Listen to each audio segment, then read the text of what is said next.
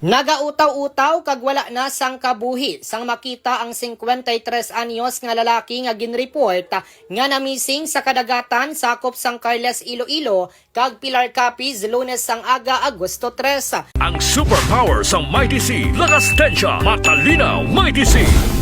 Ini ang ginkumpirmar sang Coast Guard Substation Pilar sa pagpakigangot sang K5 News FM Sara. Nasapuan ang bangkay ni Ernie M. Bones, 53 anyos, isa ka mangingisda sang barangay Gintigkan, Carles Iloilo, sa kadagatan sakop sang Dayhagan Pilar kag Dayhagan Carles.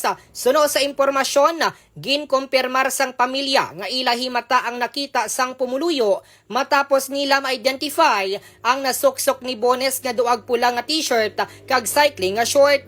Nagahabok na ang lawas sang biktima kag yara na sa advanced state of decomposition. Apang wala naman sang pila sa lawas si Bones. Nahibaluan nga pila ka adlaw na dula ang biktima matapos nagpalawod kag nagkaproblema ang iya ginadala nga sakayan sa diin plano kuntani sini nga magkolekta sang lumot kag glukos sa among adlaw. Sa karon ang bangkay sang biktima ang gindala na sa Corvera Funeral Homes para sa nagakaigo nga disposisyon. Ini si K5 Reggie Di Mayo para sa Kampiyon nga Balita, Serbisyo Publiko kag Kalingawan sa 5th Distrito K5 News FM. Ang D3 Bio, himo sang extra virgin coconut oil nga gin-updan sang vitamin D3. Sa D3 Bio, dasig ka mag-ayo.